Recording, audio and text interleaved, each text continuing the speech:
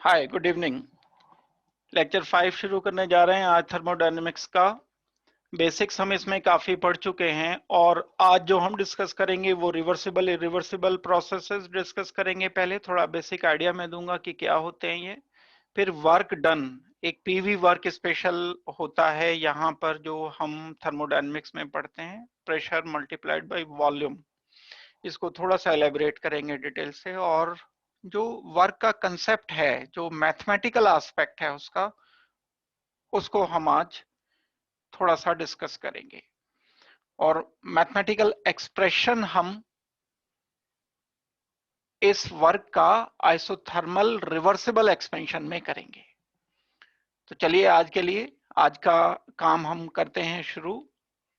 Thermodynamics का lecture number 5। शुरुआत हम आज के लेक्चर की रिवर्सिबल एंड इरिवर्सिबल प्रोसेसेस से करते हैं। नाम से पता चल रहा है रिवर्सिबल प्रोसेस। हमने कहीं पर एक कोई एक्शन शुरू किया, करने के बाद वो वापस अपनी ओरिजिनल स्टेट में आ गया, ये रिवर्सिबल एक प्रोसेस होता है। थर्मोडायनेमिक्स में हम इसे थोड़ा सा और माइक्रोस्कोपिकली देख करके अच्छी तरह से करके इसे अप्लाई करेंगे। जो इरिवर्सिबल प्रोसेस होता है वो बस एक ही डायरेक्शन में चलता चला जाता है। अब हम इसे टेक्निकली अगर देखें, जो रिवर्सिबल प्रोसेस है उसमें जो दोनों डायरेक्शन में लगने वाली फोर्सेस हैं वो लगभग बैलेंस होती हैं। थोड़ा सा बात को समझना पड़ेगा। इसको मैं एक बड़े सिंपल से एग्जांपल से समझाता हूं। अगर हम एक ये कोई स्लांट एक हाइट ले रहे हैं, एक हिल है कोई, या कोई एक बड़ा ऊंचा सा पहाड़ है, स्ट्रेट इसमें यहां पर कोई किसी एंगल 45 एंगल पर सपोज करते हैं ये एक रोड बना हुआ है। कोई दो चार लोग मिलकर के एक किसी ऑब्जेक्ट को यहां पर ऊपर मूव करने की कोशिश करते हैं। चलो, ऑब्जेक्ट थोड़ा सा मुश्किल हो जाएगा मूव करना, उसमें पहिया लगा लेते हैं, कार को मूव करने की कोशिश करते हैं। अब अगर ये कार को कोई बंदा यहां मूव करने की कोशिश कर रहा है ऊपर, तो साइमल्टेनियसली एक फोर्स कार बैकवर्ड डायरेक्शन में भी अप्लाई कर रही है। ग्रेविटेशन की वजह से ये वापस आने की कोशिश करेगी इस डायरेक्शन में, और ये बंदा इसे ऊपर पहुंचाने की कोशिश करेगा। ये दो फोर्सेस हो गई यहां पर। अब आप इसे बस इमेजिन करो और सोचो। अगर तो ये जो बैकवर्ड फोर्स लग रही है ये थोड़ी ज्यादा हो जाती है और ये जो इंसान फोर्स ऊपर की तरफ लगा रहा है ये कम पड़ जाती है, तो क्या होगा? रिवर्स हो जाएगी, ये दब जाएगा बेचारा नीचे। ये एकदम से ये नीचे दौड़ने लगेगी, वापस कार आ जाएगी। एक कंडीशन, अगर ये जो इंसान फोर्स लगा रहा है ये ज्यादा हो जाती है और जो रिवर्स आती है वो कम हो जाती है, तो ये आगे बढ़ पड़ेगी। एक स्टेज इसमें बिल्कुल ऐसी आती है, इन बिटवीन एग्जैक्टली जितनी फोर्स इसने लगाई एग्जैक्टली उतनी ही फोर्स कार इस पर वापस अप्लाई कर रही है। ये रुक जाएगा यहां पर, बिल्कुल रुका हुआ होगा, कोई प्रोसेस नहीं हो रहा है, अभी रुका हुआ है।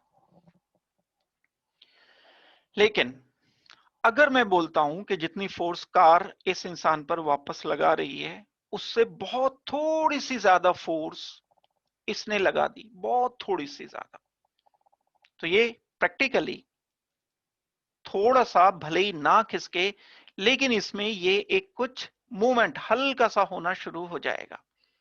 मैं और थोड़ी सी फोर्स लगा देता हूं, इतनी कि ये बहुत धीरे धीरे धीरे धीरे शिफ्ट होना शुरू हो जाए। हम ऐसे किसी प्रोसेस की बात कर रहे हैं।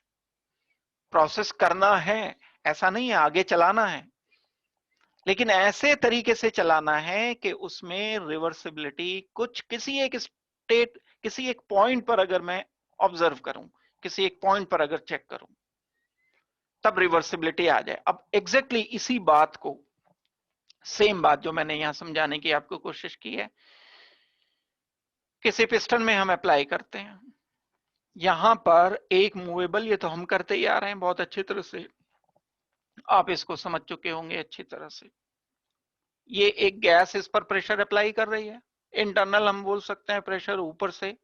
ऊपर से कहां से प्रेशर आया, कुछ नहीं भी है तो एनवायरनमेंट तो अप्लाई कर ही रहा है प्रेशर।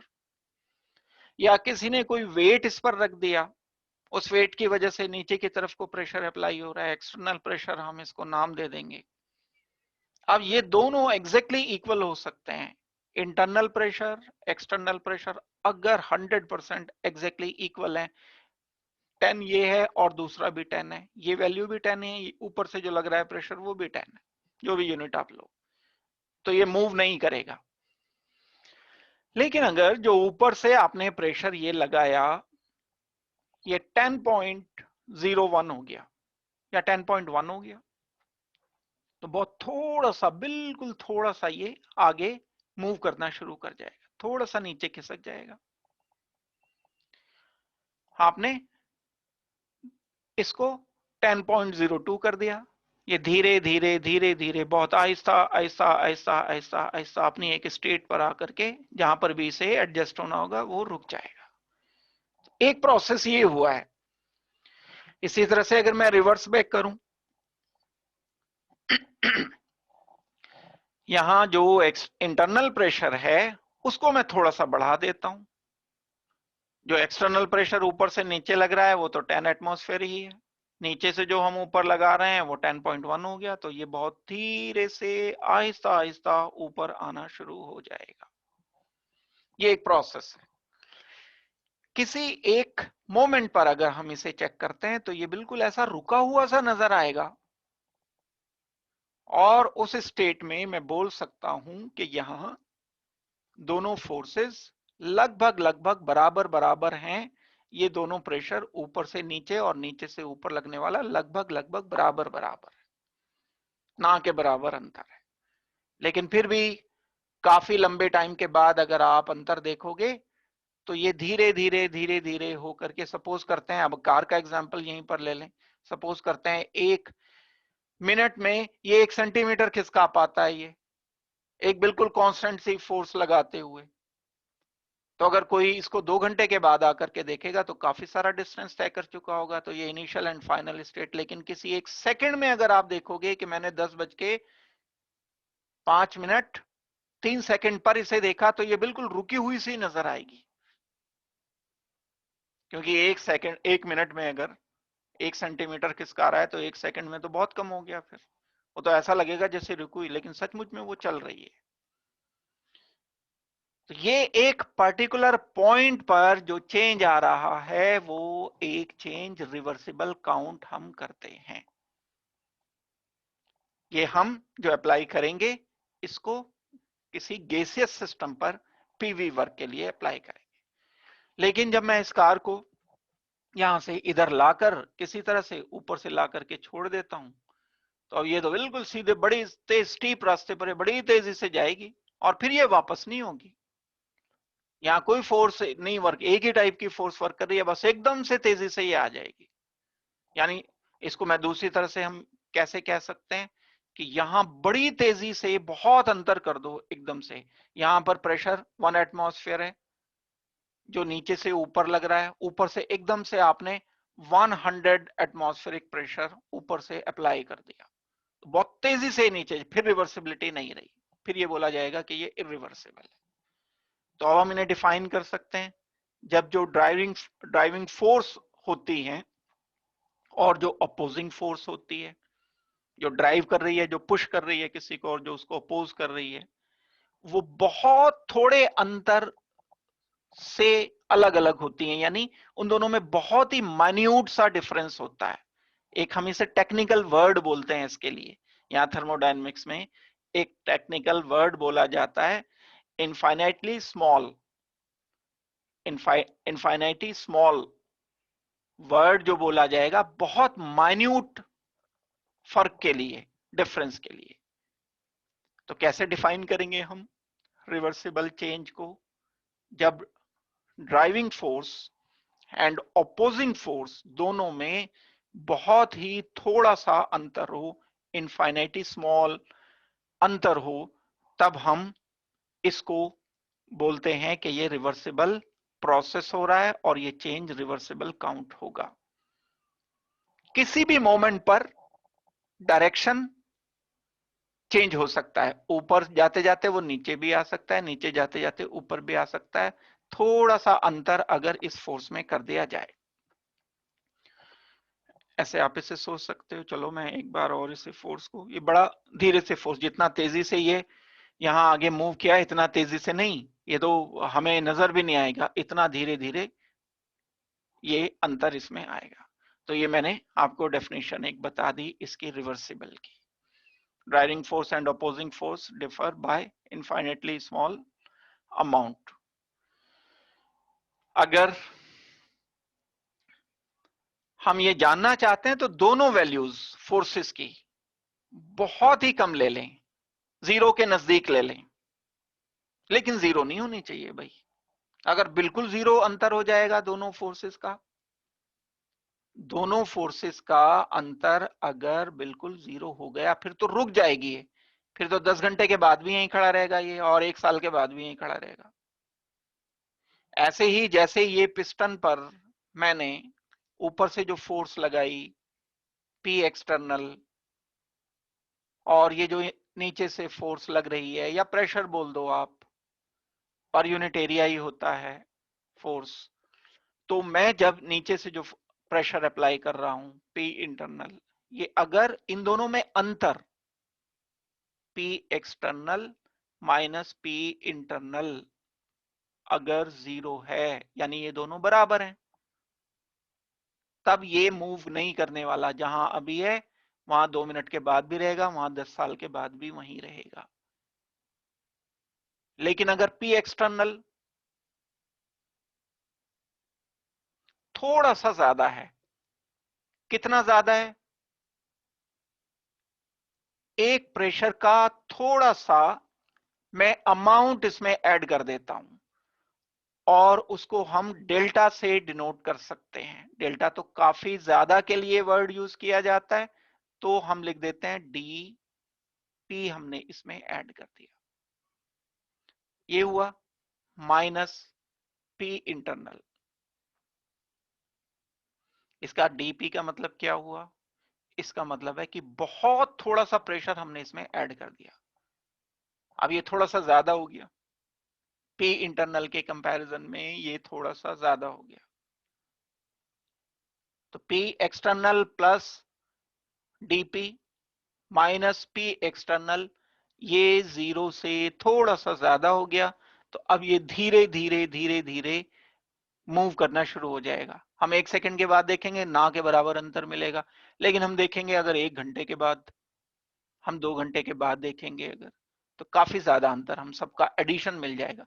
पहले सेकंड में इतना हुआ, दूसरे सेकंड में इतना हुआ, तीसरे सेकंड में इतना हुआ, चौथे सेकंड में और हुआ, लेकिन जब सबका सबमिशन हम कर देंगे तो वो कंसिडरेबल एक डिस्टेंस ये तय कर लेगा, वो हमें नजर आएगा। तो इंपॉर्टेंट बात क्या हुई, taking on value arbitrarily very close to zero but greater than zero, ये बहुत क्लोज होगा जीरो के, लेकिन जीरो नहीं होगा। अब हमें इसमें देखना है कि ये प्रोसेसेस जो होते हैं रिवर्सिबल प्रोसेस कैसे होते हैं। ये स्पॉन्टेनियस नहीं होते, ये नॉन स्पॉन्टेनियस प्रोसेस होंगे। पहली बात हमने की इसमें, वो ये प्रोसेस कैसा होना चाहिए, नॉन स्पॉन्टेनियस होना चाहिए। डायरेक्शन रिवर्स किया जा सकता है, ये बात मैंने बताई दी अभी, एक बात नहीं आ गई इसमें स्लाइड में। तो एक पहली बात क्या है, ये नॉन स्पॉन्टेनियस होने का मतलब क्या है, ऐसा नहीं है कि खुद ब खुद हो जाएंगे, इसको कराना पड़ेगा। और ये दूसरी बात, ये बहुत धीमे प्रोसेस होते हैं। हम यहां पर ये जो वर्ड यूज कर रहे हैं इनफाइनाइटली स्मॉल, तो ये फोर्सेस का डिफरेंस बहुत कम है, तो प्रोसेस की स्पीड भी बड़ी कम होती है यहां पर। बिल्कुल हाइपोथेटिकल प्रोसेसेस हैं ये, अगर देखा जाए तो नेचर में हमें ऐसे बड़े कम प्रोसेस देखने को मिलते हैं, लेकिन हम फिर भी देखने को मिलते हैं। अगर मैं नेचर में एक जस्ट सिंपल सा एग्जांपल दूं, एक कि कोई एक हम अमोनिया को वाटर से रिएक्शन करके अमोनियम हाइड्रोक्साइड बना रहे हैं, किसी एक इंस्टेंट पर बस वो रुका हुआ सा नजर आएगा, लेकिन वो रिवर्सिबली रिएक्शन कहीं ना कहीं कर रहा है, अगर हम केमिकल रिएक्शन का एग्जांपल लें तो एक प्रोसेस ये बहुत स्लो होता है। दूसरी बात, हम मान सकते हैं कि हर पॉइंट पर, जब ये यहां था तब इक्विलिब्रियम था, मतलब फॉरवर्ड डायरेक्शन रिवर्स डायरेक्शन था। जब ये 10 सेंटीमीटर आगे खिसक गया तो ये फॉरवर्ड बैकवर्ड दोनों था। थोड़ा सा ये अगर लापरवाही कर देगा तो एकदम ये रिवर्स चलने लगेगी गाड़ी, फोर्स ये लगाया जाएगा तो ये ऊपर चलती। तो हर पॉइंट पर, हर मोमेंट पर, हर स्टेज पर, हर स्टेप पर रिवर्सिबिलिटी होती है। और रिवर्सिबिलिटी भी कैसी कि बैलेंस रहता है फॉरवर्ड एंड बैकवर्ड, जिसे हम कहते हैं इक्विलिब्रियम। तो इक्विलिब्रियम एग्जिस्ट करता है। और डेफिनेटली ये सारा काम हम एक हाइपोथेटिकल स्टेज में कर रहे हैं। अब किसी को कार अगर ऊपर चढ़ानी है, या पिस्टन अगर किसी को यहां से यहां तक 10 सेंटीमीटर नीचे करना है, तो वो 4 दिन 5 दिन क्यों लगाएगा ऊपर से नीचे करने में? वो तो प्रेशर दबाएगा, सीधा सीधा एकदम नीचे आ जाएगा, तो एकदम ह्यूज डिफरेंस आएगा। तो हम जब भी कोई काम करते हैं तो हमारे रेफरेंस फ्रेम में, टाइम के फ्रेम में वो जल्दी करना चाहते हैं, लेकिन ये वाले जो प्रोसेसेस होते हैं ये बड़े स्लो प्रोसेसेस होते हैं। और यहां पर अगर हम वर्क की बात करते हैं, जो भी वर्क किया जाएगा वो एक हम overall initial and final state में निकालेंगे जरूर, लेकिन हम सारे स्टेजेस का, सारे स्टेप्स का सबमिशन करके निकालेंगे। और ये एक इमेजिनरी हाइपोथेटिकल स्टेज आ रही होती है। मैक्सिमम वर्क इसमें हमें मिलता है, हम मैक्सिमम वर्क ही काउंट करेंगे ओवरऑल। और ये एक स्टेज जो है वो हाइपोथेटिकल स्टेज होती है, रिवर्सिबल की इमेजिनरी स्टेज एक ये होती है। हम अपनी आंख से देख पाए इसे, ऐसे बड़े रेयर एग्जाम्पल्स ही होते हैं। दूसरी बात पर आते हैं हम, अगर इरिवर्सिबल प्रोसेस कोई देखना है तो जैसा मैंने अभी बताया, कार यहां पर है और इसने कार को पकड़ रखा है, रोका हुआ है। अगर ये रोके रखे तो रोकने के लिए फोर्सेस को इधर लगाना पड़ेगा, कार इधर लगा रही है, दोनों फोर्स बैलेंस हो जाएं बिल्कुल तो ये रुकी हुई रहेगी। कार ने थोड़ी सी ज्यादा फोर्स लगा दी तो बहुत धीरे धीरे आगे जाएगी, तो फिर तो ये रिवर्सिबल ही हो गया। लेकिन अगर इसने कार एकदम छोड़ दी तो ये बड़ी तेजी से कार जाएगी, गई ये तो कार खाई में। तो क्या हुआ? तो ये बड़ा फास्ट एक प्रोसेस हो गया, इसकी इनिशियल एंड फाइनल स्टेट एकदम से बड़ी वेरी कर गई। तो ये स्पॉन्टेनियस हो गया, इसने कुछ नहीं किया, बस कार को छोड़ा है, खुद हो गया ये प्रोसेस। तो पहला एक अंतर क्या निकला रिवर्सिबल इरिवर्सिबल में? ये तो नॉन स्पॉन्टेनियस था, खुद से नहीं होता था, लेकिन ये स्पॉन्टेनियस होगा। पहली बात, difference between driving force and opposing force large. नीचे जाने वाली फोर्स जो लग रही है वो बहुत ज्यादा है, इसको रोकने वाली फोर्स तो जीरो कर दी, इसने छोड़ दिया उसे पूरी तरह से, ह्यूज डिफरेंस हो गया। जबकि रिवर्सिबल में नेग्लिजिबल अंतर होता है। इसका डायरेक्शन रिवर्स नहीं, ऐसा नहीं कि जाते जाते ये खुद रुक जाएगी और फिर ऊपर आ जाएगी, ऊपर तो तब आएगी जब ऊपर लगने वाली फोर्स ज्यादा होगी। इसी को बस हम पिस्टन में अभी अप्लाई कर देंगे, जो अभी हम इसी सारी बात को, कंसेप्ट आपके दिमाग में बन जाएगा, फिर हम इसको किसी एक मूवेबल पिस्टन पर अप्लाई कर देंगे। तो इसमें डायरेक्शन रिवर्स नहीं किया जा सकता है। दूसरी बात क्या है, ये स्पॉन्टेनियस प्रोसेस होते हैं, बड़े तेज प्रोसेस होते हैं। तो स्लो प्रोसेस था तो ये तो फास्ट प्रोसेस होगा। और यहां इक्विलिब्रियम नहीं है, एग्जिस्ट करेगा। इक्विलिब्रियम किसे कहते हैं, ये कंसेप्ट पहले दिमाग में होना चाहिए। किसी एक पॉइंट पर जो रिएक्शन या जो प्रोसेस सामने की तरफ हो रहा है, आगे की तरफ हो रहा है, लगभग उतना ही बैकवर्ड हो जाए, तो ये स्टेट इक्विलिब्रियम की कहलाती है। एग्जैक्ट डेफिनेशन भी है, जब आप इक्विलिब्रियम पढ़ोगे तो आएगी।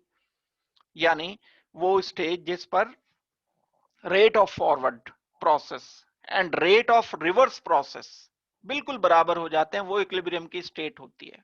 तो वो तो बिल्कुल रुकी हुई सी होती है, उसमें चेंज नहीं देख पाते हम। तो लेकिन ये वाला प्रोसेस तो बड़ा तेज हो गया, यानी ये एक डायरेक्शन में ज्यादा हो रहा है, दूसरे अपोजिट डायरेक्शन में तो जीरो ही है यहाँ। लेकिन अगर थोड़ा बहुत भी है तो भी ये प्रोसेस इरिवर्सिबल ही कहलाएगा। तो हम इसको बोलेंगे कि यहाँ इक्विलिब्रियम अटेन नहीं होता। हाँ, कब होगा इक्विलिब्रियम अटेन?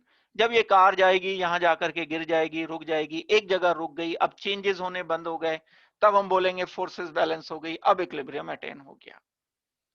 तो equilibrium is attend only when process is completed. हम इसमें जो मैक्सिमम वर्क है वो ऑब्टेन नहीं कर सकते। अभी जैसे यहां पर मैक्सिमम वर्क हम निकाल सकते हैं, अभी जब मैं इसके फॉर्मूला बताऊंगा आपको तो ये बात क्लियर होगी। मैक्सिमम वर्क अटेन नहीं किया जा सकता। और एक बात क्या है, ये नेचुरल प्रोसेस है। जब स्पॉन्टेनियस है तो नेचुरल प्रोसेस होते हैं, हाइपोथेटिकल नहीं है बिल्कुल। ये नेचर में पाए जाते हैं ऐसे प्रोसेसेस, भले ही वो स्लो हो, भले ही वो फास्ट हो, नेचुरल प्रोसेस होते हैं ये। और जो हम प्रैक्टिकली करेंगे वो रैपिड प्रोसेस करेंगे। वेल, तो ये एक पार्ट मैंने बताया जिसमें आपको डिफरेंस पता चल गया रिवर्सिबल एंड इरिवर्सिबल में। क्योंकि ये टर्म आते हैं, बार बार आते हैं, तो ये परेशान करते रहते हैं, इसलिए मैंने इसको थोड़ा सा एलेबोरेट करके पहले बता दिया। अब हम आते हैं इसके बाद वर्क जो हम करते हैं, पीवी वर्क जो करते हैं, ये वर्क क्या होता है और किस तरह से होता है। जो पीवी वर्क है वो हम कैसे एक्सप्लेन कर सकते हैं।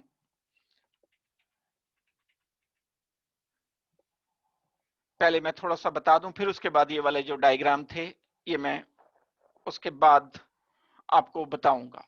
पहले मैं थोड़ा सा आपको एक्सप्लेन कर देता हूं।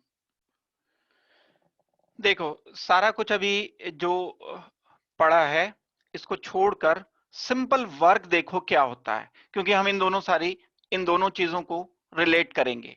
वर्क क्या है? Work in fact force multiplied by displacement होता है जब भी हम वर्क निकालना चाहते हैं। तो ये फोर्स हो गया आपका न्यूटन में, और डिस्टेंस को आप मीटर में। यूनिट भी आप यहीं से देख सकते हो, वर्क की यूनिट जूल होती है। अगर कहीं 1 न्यूटन की फोर्स किसी ऑब्जेक्ट को 1 मीटर खिसका पा रही है तो वो 1 जूल वर्क के बराबर हो जाता है। यही सारी चीजें यहाँ अप्लाई होंगी। अब हम उस पिस्टन में या उस कार में, कार को छोड़ दो, पिस्टन में वर्क कराना चाहते हैं हम, इस वाले पिस्टन की बात हो रही है, इसमें वर्क कराने की बात हो रही है। अब लेकिन यहां हम इसको ढालना चाहते हैं, इस इक्वेशन को प्रेशर वॉल्यूम में वर्क के साथ। यहां फोर्स एंड डिस्टेंस है, इतनी सी बात है। ये मेरे पास एक मूवेबल पिस्टन है, ऊपर से प्रेशर मैं अप्लाई कर रहा हूं, इसको बोलते हैं हम पी एक्सटर्नल। बताना पड़ेगा एक्सटर्नल की प्रेशर ऊपर से नीचे लग रहा है या नीचे से ऊपर की तरफ को लग रहा है, work done on the system हो रहा है या work done by the system हो रहा है, ये बात बतानी पड़ेगी। इसका कोई वॉल्यूम है, V1 बताना पड़ेगा। आपने पी एक्सटर्नल बढ़ा दिया, वॉल्यूम कम हो जाएगा, V2 हो जाएगा। चेंज इन वॉल्यूम आया, change in volume V2 minus V1 हो जाएगा, इसको मैं डेल्टा V बोल दूंगा। तो इसमें हम इसको किसी तरह से वर्क जानना चाह रहे हैं, क्योंकि हीट का रिलेशन कहीं ना कहीं वर्क से था, work done on the system by the system. ये सारी चीजें हमें रिलेट करनी है। वापस इस इक्वेशन पर आ जाओ, force multiplied by displacement. Force को मैं क्या लिख सकता हूं? प्रेशर मल्टीप्लाइड बाय एरिया लिख सकता हूं। भाई प्रेशर कैसे डिफाइन करते हैं? Force per unit area, force per unit area is equal to pressure होता है सॉरी, इसे हम प्रेशर कहते हैं। तो फोर्स क्या हो जाएगा? Pressure multiplied by area. चलो एक तो आया ये प्रेशर, वॉल्यूम भी आएगा, तो मैं इसकी जगह लिख देता हूं work is equal two multiplied by area, P multiplied by A multiplied by D. ये पी एक्सटर्नल मानता हूं मैं, ऊपर से नीचे लग रहा है। एरिया क्या चीज है? डिस्टेंस क्या चीज है? जब मैं यहां इस पूरे कंटेनर पर ध्यान देता हूं तो ये कंटेनर का कुछ ना कुछ जो बेस होगा, या तो ये चकोर होगा ऐसा, या सिलेंड्रिकल है तो गोल होगा, इसका कुछ ना कुछ अपना एरिया होगा। एरिया ए हो गया, ये डिस्टेंस डी हो गया, मल्टीप्लाई करो इसे, वॉल्यूम हो गया वी, ये वी उठा के यहां पर रख दो, A multiplied by D is equal to V. तो ये क्या हो गया? P multiplied by V is equal to W. ये है पीवी वर्क, ये है वर्क पीवी, इसकी बात हो रही है। जूल में होगा ये डेफिनेटली, न्यूटन मीटर होगा, ये भी न्यूटन मीटर हो जाएगा, यूनिट निकाल लो आप, force per unit area, force newton, area metre square multiplied by volume metre cube, cancel हो गया, ये आ गया हमारे पास। ये जब कैंसिल हो जाएगा तो force metre, newton metre, newton metre W, बात वही हो गई। तो ये पीवी वर्क जो बोला जाता है, अभी हमने डिटेल नहीं की, अभी जस्ट मैं बिल्कुल थोड़ा सा आइडिया दिया, ये है पीवी वर्क। इस पीवी वर्क को ग्राफ में देख लो पहले, फिर बाकी आगे बढ़ेंगे, देखी जाएगी जो भी कुछ होगा। जब वर्क की बात हो गई तो वर्क किसके बराबर हो जाएगा? पी मल्टीप्लाइड बाई वी के एक्सटर्नल। अब ये जो वी है, ये वी का मतलब क्या वी है, कौन सा वी है? जब मैंने एक इनिशियल स्टेज पिस्टन की ली थी, ये वाली स्टेज थी पिस्टन की, इसको प्रेशराइज किया, यहां वॉल्यूम था V1, ये वाला वॉल्यूम यहां से यहां तक पूरा। जब मैंने प्रेशराइज किया, प्रेशराइज करने पर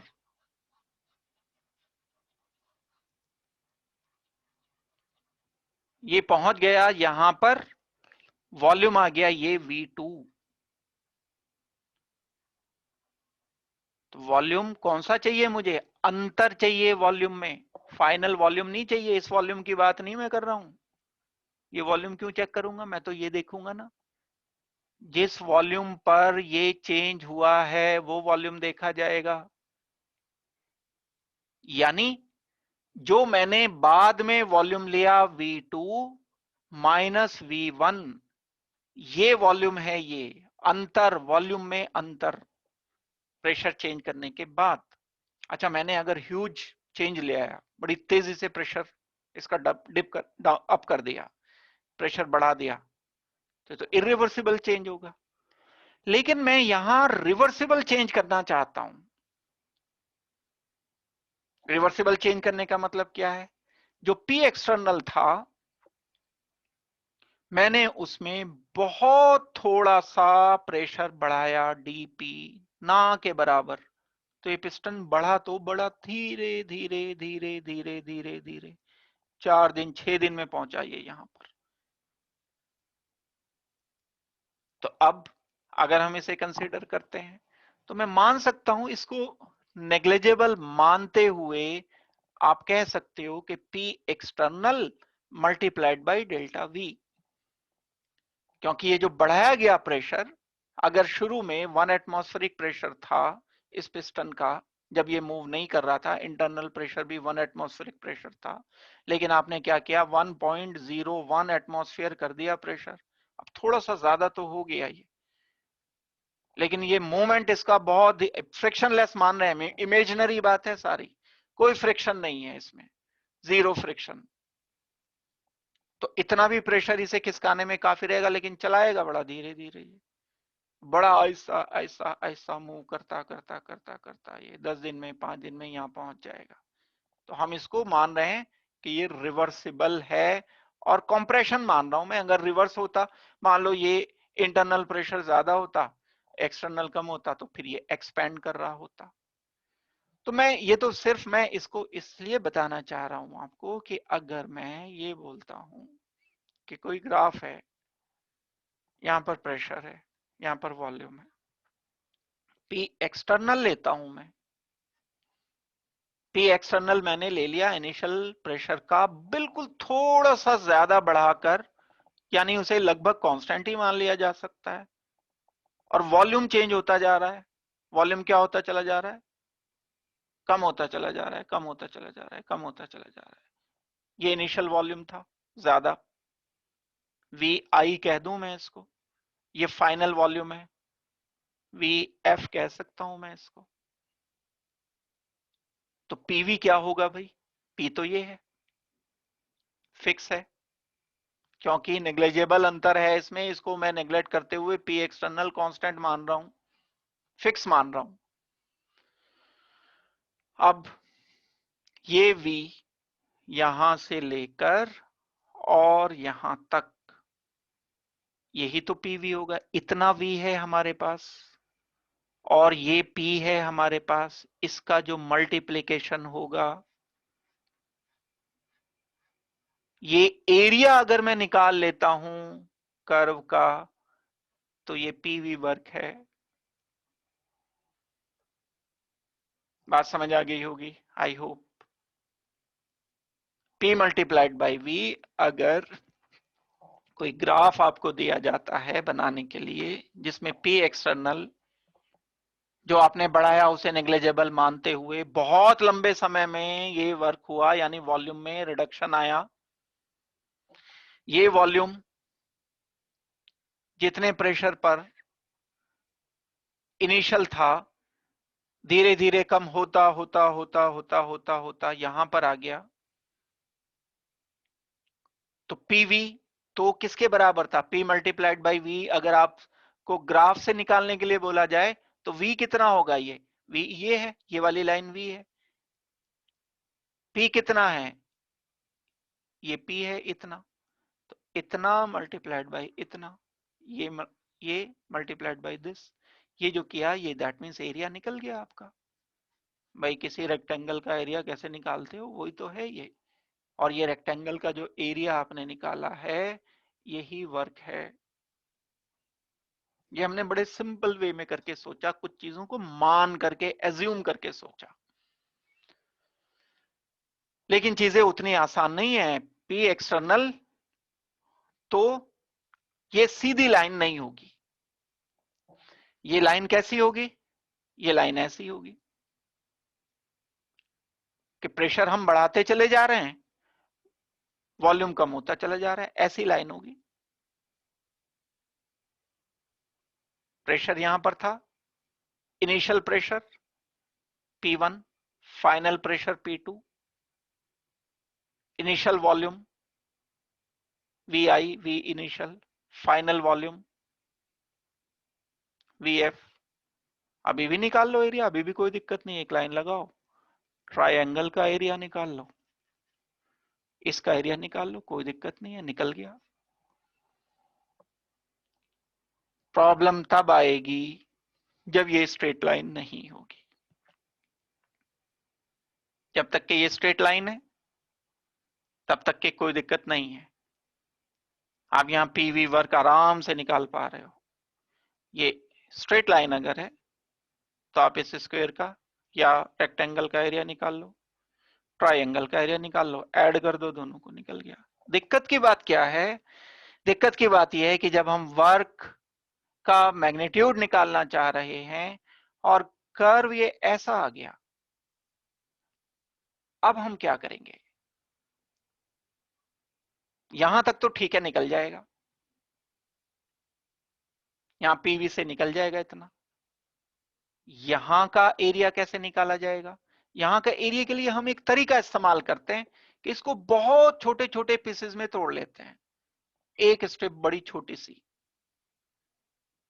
एक बड़ी और छोटी सी स्ट्रिप, एक बड़ी और छोटी सी स्ट्रिप, एक बड़ी और छोटी सी स्ट्रिप, सबका एरिया अलग अलग निकालकर और उसको हम ऐड कर देते हैं, एडिशन कर देते हैं।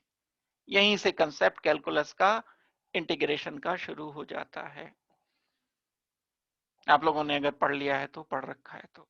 ये तो मल्टीप्लिकेशन सीधे सीधे p मल्टीप्लाइड बाई v किया। अब अगर ये एक बड़ी पतली सी स्ट्रिप ली आपने, पतली सी स्ट्रिप लेने पर यहां कर्व है और कर्व पर एक टेंजेंट डाल दिया। टेंजेंट डालने पर हमने एक पतली सी स्ट्रिप का एरिया निकाला, तो हम एरिया निकाल सकते हैं, यहां इसका आराम से निकाल सकते हैं। तो फिर हमने कर्व एक आगे बढ़े, एक स्ट्रिप का, सारी स्ट्रिप को ऐड कर दिया। पहली स्ट्रिप ली, दूसरी स्ट्रिप ली, तीसरी ली, चौथी ली, पांचवी ली, छठी, सातवीं, सबको ऐड करते चले गए। यहां हमें इंटीग्रेशन की हेल्प लेनी पड़ती है, कैलकुलस की हेल्प लेनी पड़ती है। तो जब ये लाइन कर्व होगी, जो प्रैक्टिकल पर आ जाएंगे, यानी कि हम जो एक्चुअल हो रहा होगा कि हमने प्रेशर ऐड किया, बड़ा थोड़ा सा इनफाइनाइटली स्मॉल चेंज किया प्रेशर में, तो वॉल्यूम में जो चेंज आया, तो यहां एक स्ट्रिप का। तो अब अगर ये टोटल हम कर लेते हैं इंटीग्रेट करके, तो हमारा वर्क निकल जाता है। ये अगले वाले हिस्से में जो आज हम पढ़ेंगे, इस पूरे कर्व का एरिया निकालने की हम सोचेंगे। तो ये जो बात मैंने अभी तक आपको बताई है, उसको मैं सम अप करता हूं एक बार, कि हमने ये पीवी वर्क लिया और पीवी वर्क निकालने के लिए किस तरह से किया। थोड़ा सा सोचो इसको। है क्या पीवी वर्क? एक ये मेरे पास पिस्टन है, मैं अभी तक जो सिलेंडर यूज कर रहा था वो इस तरीके का यूज कर रहा था, ऐसे। वही है ये भी आपको शुरू से बता रखा है। आप सिरिंज को नेडल हटा के यहां से बंद कर दो, तो वही हो गया। बस हमने ऊपर से नीचे की जगह इसको थोड़ा सा टिल्ट कर लिया, लिटा लिया इसको। पी एक्सटर्नल, ताकि ग्राफ का पता चल जाए, इसलिए ऐसा कर रहा हूं मैं। अभी इसके साथ ग्राफ आ जाएगा। पी एक्सटर्नल अप्लाई किया, तो ये पिस्टन नीचे, ये इसका वॉल्यूम है, ये एरिया है। अगर सिलेंडर है तो ये सर्कल हो गया, पाई आर स्क्वायर हो गया। ये हाइट हो गई पूरी। जहां तक ये जाएगा, चेंज जो आएगा वॉल्यूम में, वहां तक की हाइट हम लेंगे और इस एरिया से मल्टीप्लाई करेंगे, तो वॉल्यूम हमारा आ जाना चाहिए। अगर मैं इसको प्रेशराइज करता हूं पे एक्सटर्नल, तो प्रेशराइज करने पर ये आगे खिसक गया, ये लेंथ आ गई और ये वॉल्यूम आ गया। इतना यहां से यहां तक का वॉल्यूम आ गया जो चेंज हो रहा है। अब अगर मैं ये ग्राफ लेता हूं एक ऐसे, वॉल्यूम पर इतना, और प्रेशर एक्सटर्नल मैंने कांस्टेंट लगभग रख रखा है, वही कंसेप्ट चलेगा। कांस्टेंट कैसे? लगभग कांस्टेंट, मतलब पी एक्सटर्नल में बहुत थोड़ा सा परिवर्तन किया है, ये काम बड़ा धीरे धीरे किया है, तो क्या रिजल्ट निकलेगा? ये रिजल्ट निकलेगा। प्रेशर बोल दिया, pressure is P equal to P external. ये पी एक्सटर्नल जो ऊपर से, वी इनिशियल है, ये वी फाइनल है ये। तो ये एरिया कितना आ जाएगा? P external multiplied by V. ये एरिया है सारा, इसी की मैं अभी बात कर रहा था आपको। ये मैंने स्लाइड में इसलिए दिखा दिया क्योंकि समझने में थोड़ा लाइनें वाइनें टेढ़ी मेढ़ी लिख देता हूं मैं, तो यहाँ क्लियरली आपको बिल्कुल अच्छी तरह समझ आ जाए। वही बात रिपीट की है मैंने, कुछ नया नहीं है ये, जो भी आपको मैं समझा रहा था। ये है पीवी वर्क अगर देखा जाए तो। लेकिन साइन का थोड़ा सा इसमें इशू आएगा, अभी हम वो डिस्कस नहीं कर रहे हैं। P final minus P initial, P final कम है, पी इनिशियल ज्यादा है, तो P final minus P initial तो नेगेटिव हो गया। तो पीवी नेगेटिव आया, वर्क डब्ल्यू क्या होना चाहिए यहां? किसी भी तरह से सोच लो, W will be equal to P external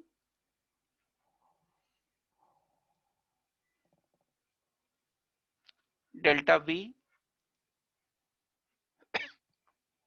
और यहां माइनस, माइनस क्यों? क्योंकि बाद का वॉल्यूम इनिशियल वॉल्यूम से कम है।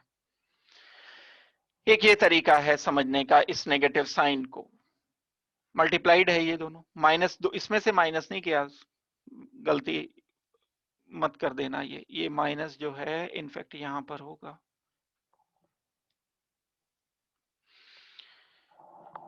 एक तरीका इसको समझने का ये है। दूसरा तरीका और भी है, अगर आप इसे एक्सपेंशन मानते हो, ये ज्यादा है फोर्स, तो ये एक्सपेंशन होगा। थोड़ी सी फोर्स ज्यादा है, धीरे धीरे एक्सपेंड करता चला जाएगा। V फाइनल ज्यादा है, V इनिशियल कम था, अब डेल्टा V तो पॉजिटिव रहा, लेकिन अब जो प्रेशर है वो ऑपोजिट हो जाएगा। उसको हम फोर्स का डायरेक्शन, क्योंकि ऑपोजिट है, एक्सटर्नल प्रेशर जो अप्लाई कर रहे हैं हम, उसके उल्टे डायरेक्शन में ये चल रहा है पिस्टन, तो माइनस लेंगे हम इसको। तो W is equal to minus P external delta V ये आ रहा होता है। कैसे हम इसे वर्क डन को कैलकुलेट करते हैं, एक बार ये हम सोच सकते हैं। ये इरिवर्सिबल प्रोसेस काउंट कर रहे हैं। क्या मतलब है इस बात का, दोबारा से याद करो, अभी शुरुआत में बताया था क्लास की कि बहुत छोटे छोटे स्टेप कर रहे हैं, infinitely small process, infinitely small change, थोड़े थोड़े चेंजेस कर रहे हैं। इरिवर्सिबल प्रोसेस, रिवर्सिबल में क्या होगा, सडनली प्रेशर बढ़ा देते हैं, इस प्रोसेस की बात हो रही है, हम ऐसे मान सकते हैं इसको। ये दोबारा से मैं प्रोसेस दिखा रहा हूं, एक गैस फिल हुई भी है, वॉल्यूम है हमारे पास, एक्सपेंशन कर दिया। अब ये देखो जो मैंने बताया था, अभी जो बताया उससे अपोजिट है ये, मैं दोनों बताना चाहता हूं आपको ताकि कंफ्यूजन ना हो, कि आपको लगेगा कहीं कुछ पढ़ रहे हो कहीं कुछ पढ़ रहे हो। हमें उससे मतलब नहीं है, चाहे हम प्रेशराइज ऊपर से एक्सटर्नल प्रेशर बढ़ाते हैं तो कंप्रेशन होगा। ये जो एग्जाम्पल अभी बताया आपको, ये कंप्रेशन का एग्जाम्पल है, ये इनिशियल स्टेट थी, ये फाइनल स्टेट है। आप इसी को रिवर्स कर दो, ये इनिशियल ले लो, ये फर्स्ट ले लो स्टेज, पी एक्सटर्नल कम कर दिया, ये बढ़ना शुरू हो गया अपोजिट डायरेक्शन में। अब पी माइनस लेते हुए वॉल्यूम पॉजिटिव हो जाएगा। अब अगर यहां से मैं ले रहा हूं, ये इनिशियल स्टेट ले रहा हूं, ये फाइनल, तो कंप्रेशन होगा। यहाँ डेल्टा वी फाइनल कम हो गया, वी इनिशियल ज्यादा था, नेगेटिव हो गया। आना नेगेटिव ही है दोनों तरह से, तो मैं किसी भी तरह से करूं उससे फर्क नहीं पड़ने लग रहा है। तो ये एक स्टेज थी, हमने इसे पी एक्सटर्नल जो लिया, V1 वॉल्यूम था, ये एक्सपेंड कर गया, एक्सपेंड करने के बाद ये वॉल्यूम V2 हो गया इसका, और ये प्रोसेस बड़ा धीरे धीरे प्रोसेस हुआ। तो हम इसमें क्या लिखेंगे, W is equal to minus F D, शुरुआत से ही हमने माइनस एफ, मतलब ये एक्सटर्नल प्रेशर जो ऊपर से लिया जाएगा वो हम यहाँ P एक्सटर्नल रख रहे हैं, और ये जो मूव कर रहा है ये इस ऊपर के प्रेशर के अपोजिट मूव कर रहा है, तो ये माइनस लिया गया है यहाँ, शुरुआत से ही हमने ऐसे ले लिया, F मल्टीप्लाइड बाई डी। बाकी ट्रीटमेंट अभी मैं बता ही चुका हूं कि हमें क्या करना है। F जो होता है वो P मल्टीप्लाइड बाई ए, क्या है, pressure, force per unit area, F by A है, तो फोर्स की जगह मैं P मल्टीप्लाइड बाई ए रख देता हूं, और A मल्टीप्लाइड बाई डी क्या हो जाएगा, ये वॉल्यूम के इक्वल हो जाएगा। A multiplied by D is volume, area multiplied by distance, अभी हम ये डिस्कस करके हटे हैं, तो ये हो जाएगा V2 माइनस V1। फिर हम फाइनली लिख सकते हैं ये equation, P external multiplied by delta V, ये हमारा एक रिजल्ट इसमें आ जाना चाहिए। तो ये एक काम का रिलेशन है, और इस पर बेस्ड आपको एनसीईआरटी में बाद में क्वेश्चंस मिलेंगे, बड़े ध्यान से आपको इसको करना है। फॉर्मूला ये याद रहना चाहिए हमेशा। और पी एक्सटर्नल का मतलब जो हमें प्रेशर दिया गया है वो प्रेशर जो ऊपर से अप्लाई हो रहा है, और क्योंकि ये रिवर्सिबल प्रोसेस में लगभग बराबर बराबर, तो सिर्फ प्रेशर भी लिखा है तो पी एक्सटर्नल ही काउंट होगा, अनलेस कि लिख नहीं दिया कि किसी सिस्टम में नीचे से प्रेशर इतना अप्लाई हुआ किसी पिस्टन पर। अगर लिख ही दिया तब की बात अलग है, लेकिन अगर सिर्फ प्रेशर लिखा है तो वो पी एक्सटर्नल ही आप काउंट करोगे। ये बड़ी सिंपल सी एक बात हो गई। बहुत सारे केसेस ऐसे होते हैं जहां वर्क डन जीरो होता है। वर्क डन जीरो बड़ा सिंपल सी बात है, जब हम वर्क कह रहे हैं W is equal to P multiplied by V, कभी वॉल्यूम चेंज जीरो आ गया, अगर डेल्टा V जीरो आ गया यानी पिस्टन खिसका ही नहीं तो वर्क डन जीरो होगा भाई। कभी प्रेशर जीरो आ गया, मान लो प्रेशर जीरो मतलब चेंज इन प्रेशर। बस इसमें एक बड़ा छोटी सी बात समझने की है कि ये जो ऊपर से प्रेशर हमें अप्लाई करना है, ले तो रहे हैं हम इसे फिक्स, लेकिन ये फिक्स है नहीं, पी एक्सटर्नल, और नीचे से जो प्रेशर लग रहा है इसमें बहुत माइन्यूट सा डिफरेंस है, वो जो वर्ड अभी आपने याद कर लिया होगा, इनफाइनाइटली स्मॉल अंतर है,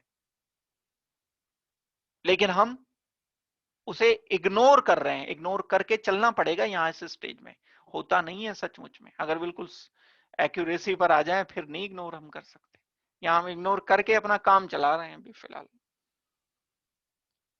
तो हमने इसको इग्नोर कर दिया बहुत थोड़े से अंतर को, तो इसे बस जस्ट पी एक्सटर्नल मान लिया। तो P external itself is not zero, लेकिन वो जो दोनों का अंतर है वो जीरो है। यानी पी एक्सटर्नल अगर एग्जैक्टली पी इंटरनल के बराबर हो जाए, बिल्कुल पूरी तरह से, अगर ये बिल्कुल 9.1 है ये भी 9.1 है, तब क्या होगा, तो रुका रहेगा ये, तब थोड़ी ना खिसकेगा। हमने तो सचमुच में क्या किया था वो बात नहीं बोलनी है कि बड़ा थोड़ा सा अंतर कर दिया था, 9.01 एंड 9.02, इतना अंतर था बस। इतना अंतर होने से ये धीरे धीरे धीरे फ्रिक्शनलेस मान रखा, ये भी इमेजिनेशन है, हमने डिसाइड कर लिया इमेजिनरी प्रोसेस है, रिवर्सिबल। फ्रिक्शन जीरो मान लिया, वरना इतना इतना कम प्रेशर तो फ्रिक्शन ही खा जाता बीच में, फ्रिक्शन ही गड़बड़ कर देता, वो ही ना खिसकाने देता इतने। लेकिन हमने मान रखा है फ्रिक्शन लेस है ये पूरी तरह से। अब हम जीरो वर्क डन बोल सकते हैं, दो केस हमें सामने देख लिए हमने, पता चल गए। तो कब कब ये होगा, पी एक्सटर्नल जब बिल्कुल जीरो हो जाएगा। पी एक्सटर्नल जीरो की भी एक कंडीशन है, yes, P internal P external ये दोनों बिल्कुल पूरी तरह 100% बराबर हो गए तो वॉल्यूम नहीं चेंज होगा, तो भी वर्क डन जीरो होगा। लेकिन अगर ऊपर से कुछ है ही नहीं, यहां पर सो कॉल्ड वैक्यूम है, आइडियल कंडीशन वैक्यूम की भी बनती नहीं है, हम प्रेशर मिनिमाइज कर सकते हैं, बहुत बहुत कम कर सकते हैं, नहीं बनाया जा सकता वैक्यूम, पूरी एब्सोल्यूट वैक्यूम करना संभव नहीं होता है। हम क्लोज पहुंच सकते हैं, यस, बहुत क्लोज पहुंच सकते हैं वैक्यूम के। तो केस वन अगर वैक्यूम का लेते हो, दैट मींस पी एक्सटर्नल पूरी तरह से जीरो हो जाए, तब हम बोलेंगे P multiplied by V, P zero रखना पड़ेगा, वर्क डन जीरो हो जाएगा। और सेकंड केस अगर हम वर्क डन जीरो का लेते हैं तो ये रहेगा आइसोकोरिक प्रोसेस, यानी आइसोकोरिक प्रोसेस मतलब चेंज इन वॉल्यूम जीरो रहे, V कांस्टेंट रहे, दैट मींस ऐसे केस में final volume and initial volume दोनों बराबर रहेंगे, वॉल्यूम चेंज ही नहीं रहे होगा। क्या मतलब हुआ इस बात का, मतलब ना तो एक्सपेंशन और ना ही कंप्रेशन, ये मीनिंग है। जब ना तो एक्सपेंशन हो ना कंप्रेशन हो तो फिर तो वर्क डन भी जीरो रहेगा, ये टिपिकल केस है वर्क डन जीरो होने का। Third case, P internal P external के एग्जैक्टली बराबर हो जाए तो भी वर्क डन जीरो आएगा। ये तीन केसेस होते हैं जहां वर्क डन जीरो आ जाता है।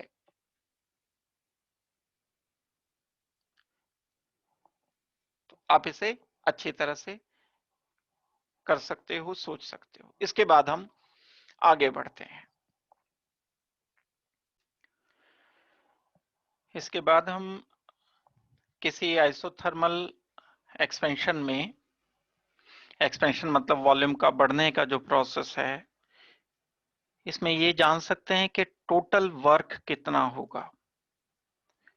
और एक छोटी सी बात आपको ये समझ लेनी है कि टोटल वर्क का मतलब है कि अगर मैं किसी भी प्रोसीजर को कई सारे स्टेप्स में करता हूं, दोबारा से मैं यही एक पिस्टन बना रहा हूं, ये पी एक्सटर्नल है,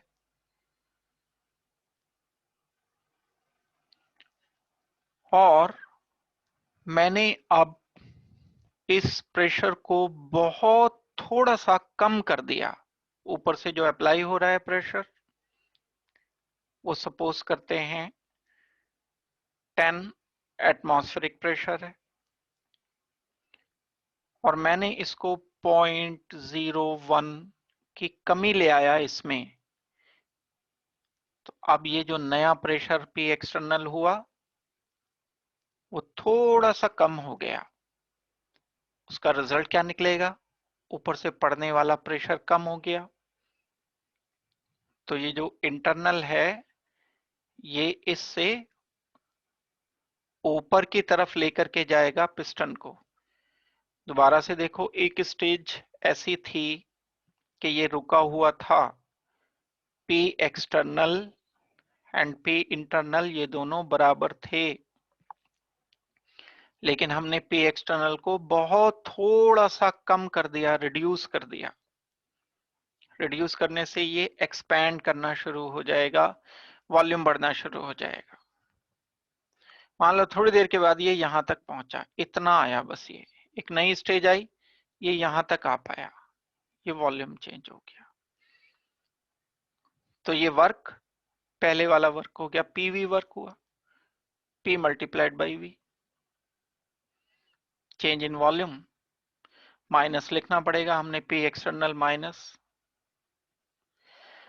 फिर इसके बाद यहां से ये यहां तक आया, यहां से यहां तक आने में फिर ये वर्क हुआ, फिर ये वर्क हुआ कितना, minus P delta we, minus P external delta we.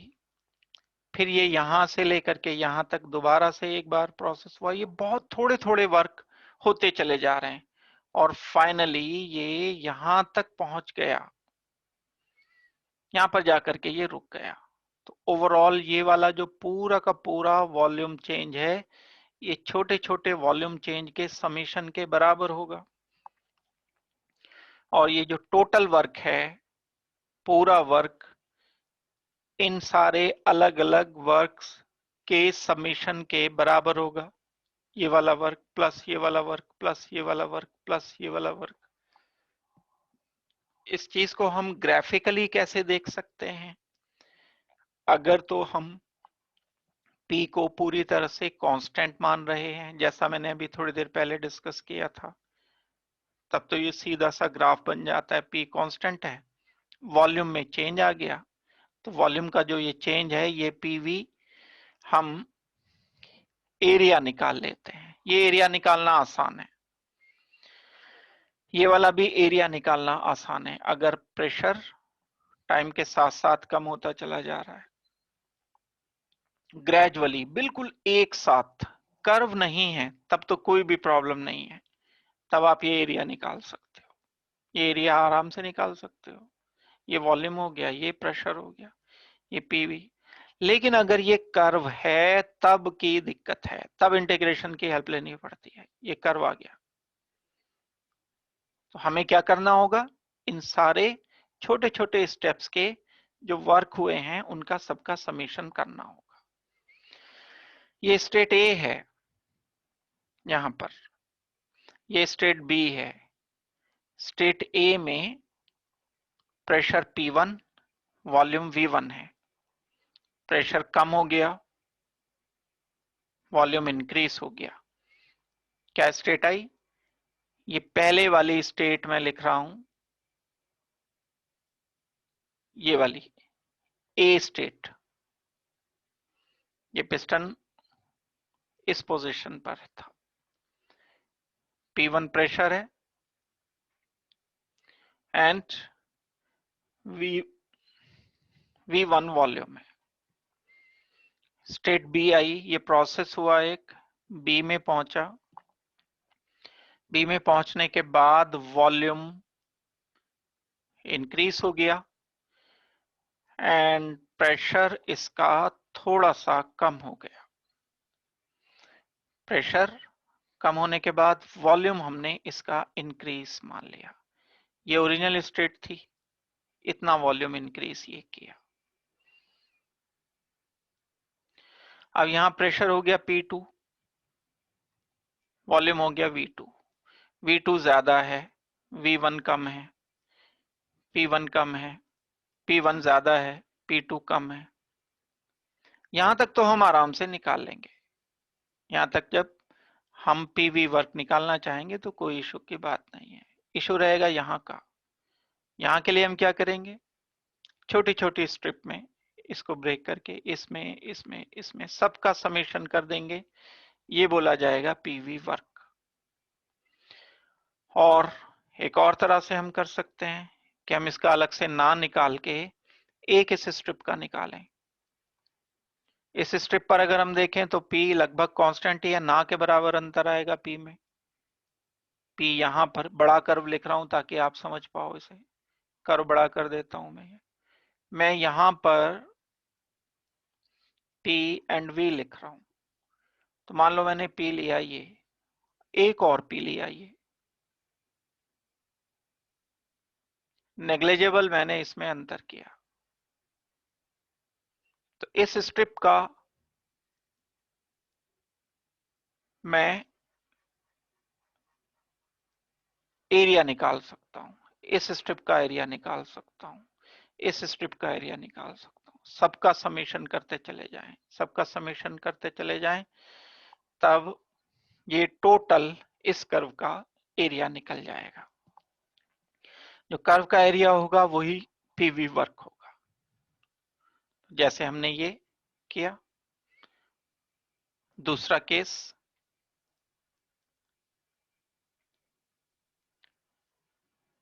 एक स्ट्रिप ली, दूसरी स्ट्रिप ली, तीसरी स्ट्रिप ली, फोर्थ स्ट्रिप ली, लेकिन फिर भी अभी ये वाला एरिया रह गया जिसका हम एरिया नहीं निकाल पाए। ये एरिया नहीं निकाल पाए, ये एरिया नहीं निकाल पाए। तो ये बड़ी वाली चौड़ी स्ट्रिप नहीं चलेगी, ये तो V हो गया, ये P हो गया, PV से इतना निकला वॉल इसका एरिया यानी वर्क। सेकेंड स्टेप में ये वर्क निकला, थर्ड स्टेप में ये वर्क निकला, फोर्थ स्टेप में ये वर्क निकला। फिर भी कुछ कमी रह जाएगी, एक्यूरेसी नहीं आई। एक्यूरेसी लाने के लिए हम क्या करेंगे, बहुत छोटी छोटी स्ट्रिप बनाएंगे, एक ऐसी स्ट्रिप बनाई। अब यहां ये P को नेग्लिजिबल करते हुए हम बस P एंड V, फिर दूसरी स्ट्रिप बनाई, फिर तीसरी बनाई, फिर चौथी बनाई, पांचवी, छठी, सातवीं, बहुत सारी। यानी अगर एक कर्व है तो इसमें मान लो हम 1000 बार 2000 बार समेशन करेंगे इन छोटे छोटे एरिया को निकाल करके। यही हमारा टारगेट होता है, यही हमें इंटीग्रेशन की जरूरत पड़ती है। तो जो हम आगे चल करके इस इक्वेशन में इंटीग्रेशन करेंगे उसका रीजन यही रहेगा। So expansion for maximum work in an isothermal reversible process कैसे किया जाएगा, इंपॉर्टेंट बात है ये बड़ी। हम प्रेशर अप्लाई करते हैं, ध्यान देने की बात है, वही बात बार बार रिपीट हो रही है, थोड़ा थोड़ा अंतर आ रहा है बस इसमें। यहां पर ये प्रेशर इसका इंटरनल है, ऊपर से जो प्रेशर अप्लाई किया वो थोड़ा सा कम कर दिया। इसे आप ऐसे समझ सकते हो कि यहां हमने कोई प्रेशर अप्लाई कर रखा है, वेट रख रखा है यहां कुछ, और इधर से ये प्रेशर अप्लाई हो रहा है, ये बैलेंस किए हुए रुका हुआ है, बिल्कुल चल नहीं रहा है। वेट ये 5 ग्राम था। अब मैंने नेक्स्ट टाइम क्या किया, ये वेट 5 ग्राम हटा करके 4.9 ग्राम रख दिया। बहुत थोड़ा सा अंतर आया वेट में। जिसकी वजह से क्या होगा, ये एक्सपेंड करना शुरू कर जाएगा अब धीरे धीरे। जब ये वेट कम हो गया तो प्रेशर में कुछ कमी आ गई। पहले प्रेशर था P, जो बाद में वेट कम हुआ उसकी वजह से जो कमी आई वो dP थी। तो कितना फर्क पड़ गया प्रेशर में, P माइनस dP, यानी बाद वाला जो प्रेशर है वो पहले वाले प्रेशर से dP कम हो गया। dP मतलब थोड़ा सा अंतर, डेल्टा P यानी डिफरेंस, dP मतलब प्रेशर में अंतर, और D इंडिकेट करता है बहुत थोड़ा अंतर, इनफाइनाइटली स्मॉल। तो ये P माइनस dP रहा।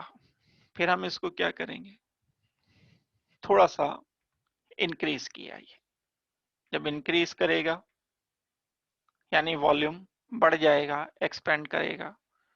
एक्सपेंड करने पर जो वर्क डन काउंट होगा वो माइनस P डेल्टा V होना चाहिए। बड़े धीरे धीरे ये बढ़ता जा रहा है, बहुत धीरे धीरे बढ़ रहा है। P external delta V।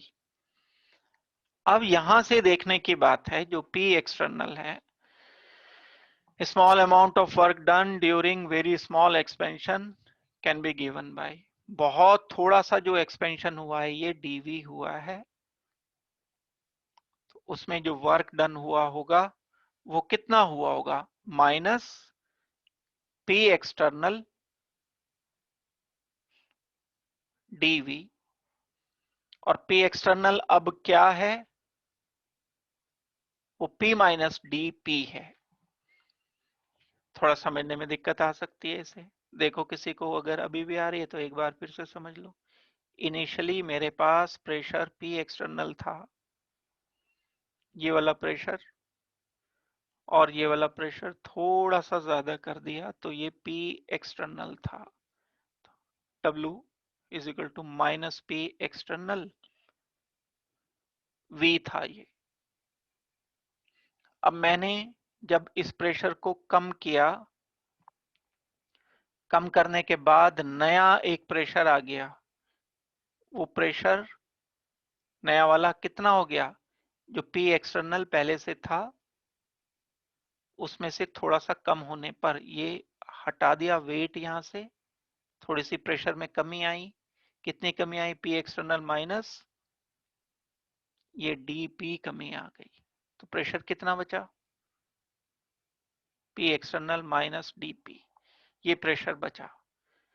इस प्रेशर को V से मल्टीप्लाई करेंगे, वॉल्यूम से मल्टीप्लाई करेंगे तो हमारा वर्क ओवरऑल आ जाएगा। अब ये हो गई हमारी इक्वेशन नंबर 1।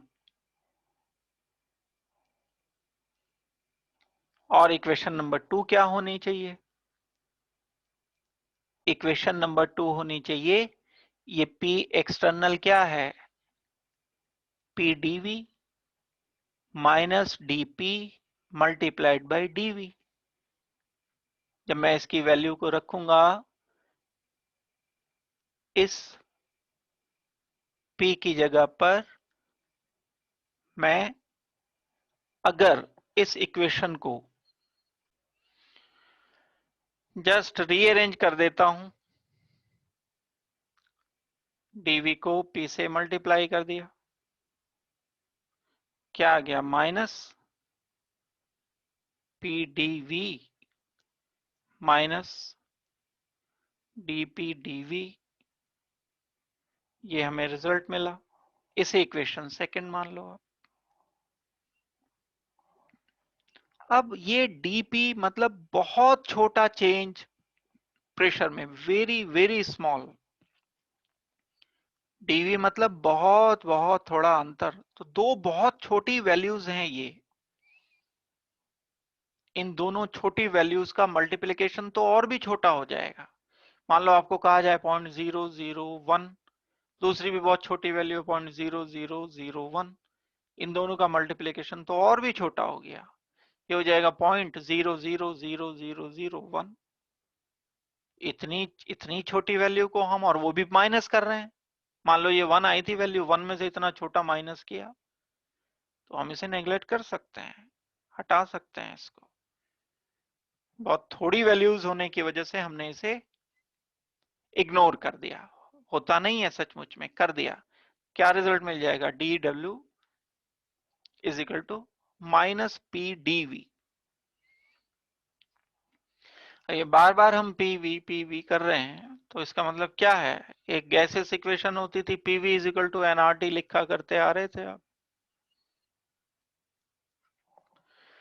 तो जब ये पी वी है या पी डेल्टा वी है, तो इसकी जगह मैं डेफिनेटली एनआरटी लिख सकता हूं। एनआरटी किसकी जगह? ये P V is equal to NRT means P is equal to N R T over V. ये पूरी वैल्यू पी की जगह, पी एक्सटर्नल है, पी अगर कुछ नहीं है तो एक्सटर्नल ही तो है ये उठा करके वैल्यू हमने यहां इसकी जगह रख दी। तो क्या रिजल्ट मिल जाना चाहिए? यहाँ पी उठा करके अगर रख देते हो तो ये वैल्यू आ जाएगी N R T over V D V. तो D W will be equal to minus P की वैल्यू रखी N R T over V dot D V equal to minus N R T dot D V over V. इसके respect में ये D V over we हम इसे integrate कर सकते हैं। इंटीग्रेशन करना है अब इसको उठा करके अगर इंटीग्रेट करते हो तब हमें जो वैल्यूज मिलेंगी वो वैल्यूज फाइनल हम एक्सप्रेशन की तरह से इस्तेमाल कर सकते हैं। पहले तो यही जो सारा समझा है इसको हम थोड़ा और तरीके से लिख लें एक बार। देखो यहाँ तक इक्वेशन 1 ये बता दी मैंने, दोबारा से रिपीट हो रहा है ये सारा कुछ साफ साफ, क्यों स्लाइड में मैं इसलिए दिखाता हूँ थोड़ा नीट एंड क्लीन हो जाए। हाथ से लिखे हुए में कई बार कुछ लोगों को समझ नहीं आता है, इसलिए मैं रिपीट करता हूँ। D W minus minus sign as it is, P D V multiply कर दिया, इसको इससे मल्टीप्लाई कर दिया, ये लिख लिए। इसको इग्नोर कर दिया था हमने, बहुत छोटी वैल्यूज हैं। डी डेल्टा की जगह डी मतलब इनफाइनाइटली स्मॉल, सेकेंड इक्वेशन हो गई। इसको इग्नोर किया, ये मल्टीप्लिकेशन कम होने की वजह से ये इग्नोर कर दिया गया। तब ये आ जाएगा D W will be equal to minus P D V. अब अगर ये माइनस पी डी वी हो गया तो वी पी की जगह हम क्या रख सकते हैं? P V is equal to N R T से पी की वैल्यू उठा करके हम यहाँ पर अप्लाई कर सकते हैं, रख सकते हैं। ये इक्वेशन थर्ड में वैल्यू हम उठा करके रखेंगे, किसकी? पी की वैल्यू उठा के रख देंगे। पी की वैल्यू इक्वेशन थर्ड में उठा के रख दो। जब हम ये वैल्यू इसमें रख देंगे तो हमें एक कॉन्क्लूसिव इक्वेशन मिलेगी। एक बार ये दोबारा से देख सकते हो। कॉन्क्लूसिव इक्वेशन क्या मिलेगी? D W is equal to minus N R T over V D V. अब ये वाली जो इक्वेशन है इसका हम इंटीग्रेशन करेंगे। वॉल्यूम चेंज कहां से कहां मान लें हम? V1 से V2 वॉल्यूम चेंज मान लें। इनिशियली वॉल्यूम यहां V1 था, ये वॉल्यूम V1 था। अब जब एक्सटर्नल प्रेशर हमने थोड़ा सा, बहुत थोड़ा सा कम कर दिया तो ये एक्सपेंड कर गया, V2 हो गया, ये वॉल्यूम V2 हो गया। तो अंतर V2 माइनस V1 हो गया। वॉल्यूम V1 से V2 तक चेंज किया, और V2 तक जो वर्क होगा यहां मैक्सिमम होगा बस, क्योंकि यहां जाके हमने मान लिया कि ये रुक गया, उसके बाद वर्क नहीं होगा, तो यहां से यहां तक एक्सपेंड करने में टोटल वर्क, मैक्सिमम वर्क हो गया। यहां जब ये चला ही नहीं था तब तो 0 था वर्क, और यहां जब पहुंच गया तो मैक्सिमम, इतना वर्क मैक्सिमम हुआ ये।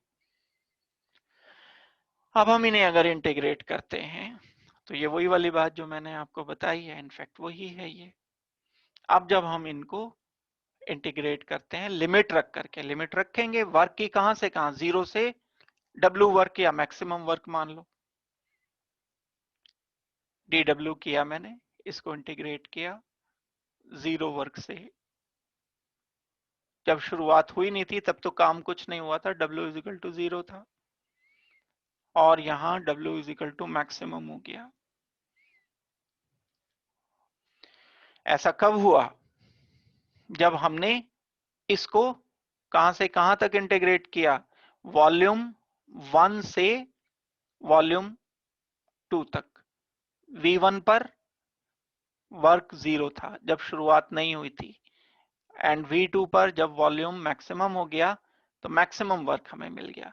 इस पे हमें इंटीग्रेशन करने पड़ेंगे। अब अगर मैं इसको इंटीग्रेट करता हूं तो लॉ अप्लाई होगी, V maximum W maximum will be equal to, ये कांस्टेंट है, गैस तो अंदर जो फिक्स है वो कांस्टेंट है, R कांस्टेंट है, T, इसलिए इसे इंटीग्रेशन से बाहर निकाल लिया। इंटीग्रेशन तो यहीं पर इसी का किया था, लेकिन इस पूरे को हमने बाहर क्यों कर दिया, क्योंकि ये कांस्टेंट है, ये कांस्टेंट है, ये कांस्टेंट है। तो इंटीग्रेशन अब इसका V1 से V2 लिमिट के बीच में dV ओवर V हो जाएगा। तो जैसे आप करते हो dx ओवर x या 1 ओवर x dx का इंटीग्रेशन जैसे किया जाता है, दो लिमिट में अगर करोगे तो log to the base e v, और कहां लिमिट तक, लिमिट कहां बांधोगे, V1 से V2 तक बांधोगे। तो W मैक्सिमम, ये W max will be equal to minus NRT, ये तो माइनस NRT, और जब हम इसका इंटीग्रेशन करते हैं तो ये नेचुरल लॉग V वॉल्यूम, और वॉल्यूम की लिमिट कहां तक, V1 से V2 तक। जब हम इसकी लिमिट को ओपन करेंगे, खोलेंगे, तो ये log to the base e V2 minus log to the base e V1 हो जाएगा। तो हम लिखेंगे W max will be equal to minus NRT log to the base e V2 minus log to the base e, natural log लिखना है, V1, ये हटा करके लिमिट। अब हम इसे नेचुरल लॉग से टू द बेस 10 तक ला सकते हैं। अगर नेचुरल लॉग से कॉमन लॉग में बदलना होता है तो 2.303 बाहर लेकर के आना होगा। अब क्या लिखोगे फर्दर इसको, चलो पहले मैं ये हटाकर जो टाइप्ड है उस फॉर्मेट में लिख लिया। तो आप यहां भी एक फॉर्मूला लॉग का आपने पढ़ रखा होगा, log m minus log n will be equal to log m over n, उसके अकॉर्डिंग मैं इसे सॉल्व कर रहा हूं। W max is equal to minus NRT log to the base e V2 over V1, ऐसे लिख सकते हैं। ये बेसिक चीजें आपको पता होनी चाहिए। log m minus log n will be equal to log m over n, तो V2 माइनस V1 कर दिया मैंने, ये ओवर V1 कर दिया।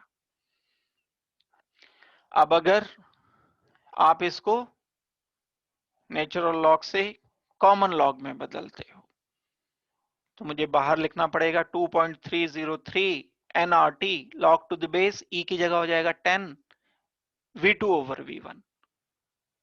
तो मैं लिखूंगा W max, ये मेन रिलेशन आ जाएगा हमारा, will be equal to natural log को log टू द बेस में 10 में कन्वर्ट करते हुए 2.303 NRT लिख दिया जाएगा।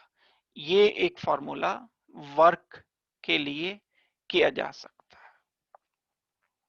यहां अच्छी बात यह है कि हमारा एक्सटर्नल प्रेशर इसमें नहीं है। N हो गया नंबर ऑफ मोल्स, R हो गया गैस कांस्टेंट, T हो गया टेम्परेचर फिक्स, आइसोथर्मल टेम्परेचर जो भी है चेंज नहीं करना, उसे टेम्परेचर फिक्स रखना है। log to the base 10 volume change, volume change से हम वर्क डन निकाल सकते हैं। लेकिन एक बॉयल्स लॉ भी आपने पढ़ा है। बॉयल्स लॉ क्या कहता है भाई, इस V को हम P से रिप्लेस कर सकते हैं। बॉयल्स लॉ क्या कहता है, P1 V1 is equal to P2 V2। V2 over V1 क्या हो जाएगा, P1 over P2। V2 over V1 inverse relation होता है, P1 ओवर P2। इसकी जगह मैं यहां V2 की जगह P1 लिख सकता हूं आगे चलकर, V1 की जगह P2 लिख सकता हूं आगे चलकर, क्योंकि V2 बाई V1 ये रेशो P1 बाई P2 का होता है। तो ये मैक्सिमम वर्क, अगर आपको दो डिफरेंट प्रेशर भी दिए हैं, वॉल्यूम नहीं दिए, ध्यान रहे ये सारा आइडियल गैस के लिए चल रहा है, ये बात मत भूलना बिल्कुल भी, नॉन आइडियल के लिए नहीं। पीवी इक्वल टू एनआरटी है ही ideal gas equation, non ideal gases के लिए ये एप्लीकेबल बात नहीं होगी।